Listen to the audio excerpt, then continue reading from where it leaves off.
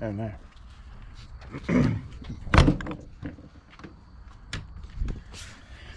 Alright, I washed the underside of the engine.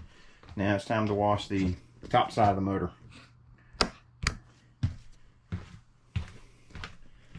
These motorhomes have a engine hatch on top. It's usually in the back over top of the motor.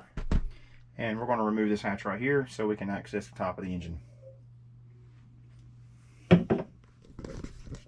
Let me put y'all somewhere where we can where you can watch. Let's see. Let me see if this will work. Will this work? Let's see.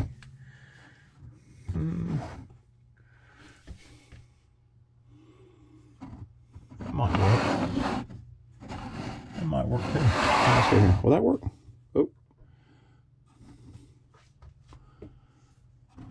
That'll be close enough for now. First things first, remove the bed sheets, or don't remove them, just get them out of the way because we're not going to need them for now.